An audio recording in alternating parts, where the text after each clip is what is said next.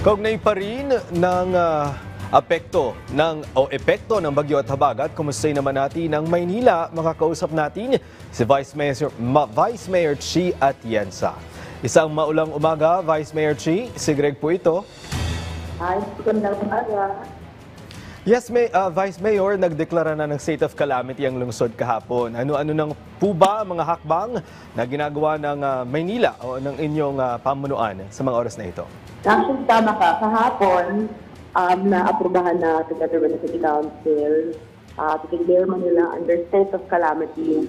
And this will enable the barangays to access the quick response fund para kahit pa paano makatulong dun sa mga areas na nasalanta ng bagyo. And as of the moment, ang Manila Social Welfare Development umiikot to provide relief assistance to those that are affected by the calamity, especially those that are in the evacuation sites.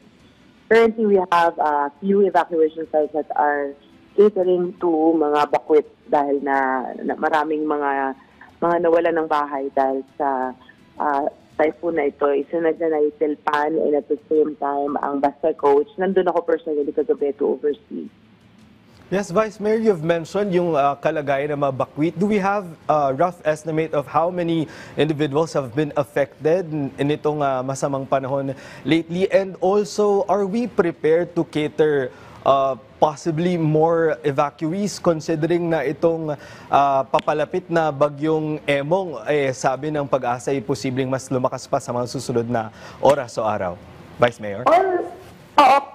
So far kahapon kasi ang naikot ko was Baseco. Nandun na sa mga almost 1,500 families, but I think Telpan has more pa.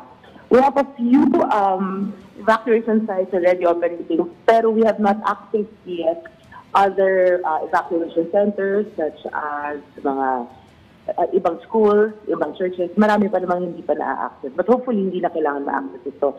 But nevertheless, Manila is ready to welcome mga evacuees dahil nga sa mga panahon na ito. Vice Mayor, sa mga sitwasyon naman po ng ating evacuation centers, as you've mentioned, ready po ang ating mga pasilidad. Pero how about yung health concerns naman po na ating mga evacuees?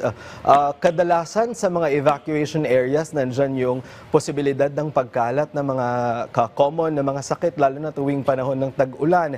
Isa rin po kasi yan sa paalala ng Department of Health ngayong panahon. Vice Mayor? Alam mo, to be honest, 3 weeks pa lang kami nandito sa loob ng City Hall to be the mayor, the vice mayor, kami ni Yorme. And ang nakuha namin dito actually, maraming problema. And limitado ang funds, kulang ang financial support na pwede namin ibigay under normal situation. But then again, alam mo, magaling ang alkalde. Kaya't nakahanap siya ng mga paraan para maibsan ang hirap ng mga Manileño, lalo na pagdating sa health issues. Just the other day, we went to hospital ng Sampaloc dahil the night before, hindi na natutulog ang aking alkalde. Nakita niya na habang nagpupuntahan ang maraming mga pasyente sa ER, dahil nga naman, tama sinabi mo, kapag umuulan, maraming mga sakit, no? Pagdating doon, well, ang sumalubong doon sa mga pasyente ay baha.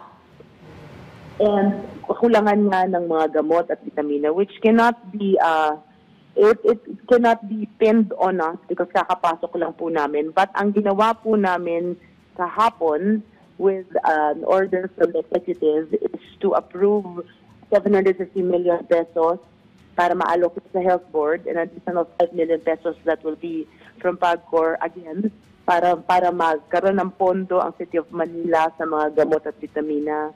And at the same time, nagdadagsaan ng maraming tulong mula sa iba't ibang mga lugar para sa mga gamot na mga kailangan. So ngayon, honestly, bayanihan ang peg namin sa Manila. Kasi halos 3 linggo pa lang kaming nakapasok. And kung napanood po ng mga kababayan natin yung State of the City address ng ating alkalde, ng aming alkalde sa Maynila, doon na nga, 11 billion in debt po ng worth of payables ang iniwan sa amin. But we're standing, we're fighting. And since magkaibigan at magkakampi ang Executive and Legislative Department ng syudad, kasama na rin ang City Council sa aking pangunguna, nakasuporta naman po kami. And kahit pa paano, mairaraos po ng Manila itong challenge na ito.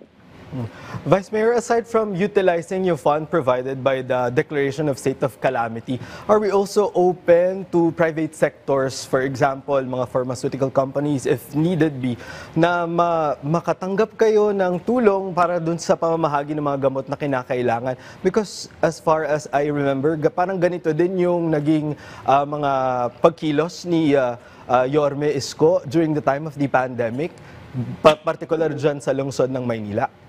Alam mo, ako personally, 2 days ago na nawagan na rin ng collaboration sana between the public and the private and the church. Kasi kagaya ng ibang mga magagaling na bansa, yun naman ang way para mag-succeed ka despite mga challenges na ganito.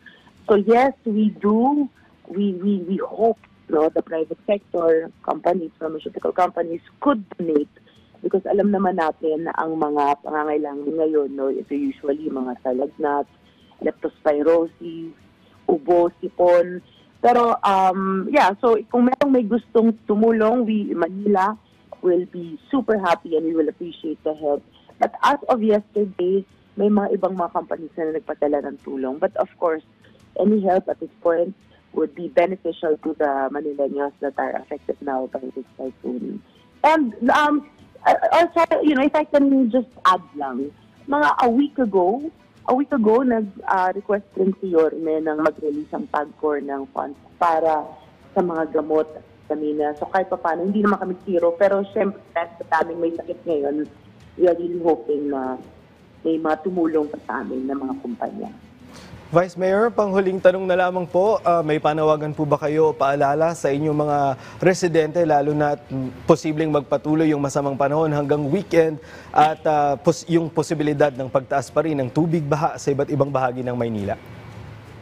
Well, para sa aking mahal na mga Manileño, lalo na may mga lolo't-lola, huwag na po muna kayo masyadong umalis ng bahay dahil sa sama ng panahon. But at the same time, kung ang bahay nyo naman ay nalubog na sa baha at kailangan nyo ma-rescue, meron po kami mga emergency hotlines na pwede nyo tawagan. Ang 0950-700-3710 or 0932-662-2322. Yun po ay madidirekta po kayo sa Manila Disaster Risk Reduction and Management Office para kung kailangan kayo ma-rescue. But nevertheless, huwag kayo mag-alala. Dahil na bago pa lang kami ni Yorme dito kakapasok, ay buhay na po ang gobyerno ninyo. At kahit walang pasok ang gobyerno, kami po ay pumapasok para sinapaglaban para sa inyo. Muli, maraming salamat po, Manila Vice Mayor Chia Atienza. Thank you for your time. Maraming salamat.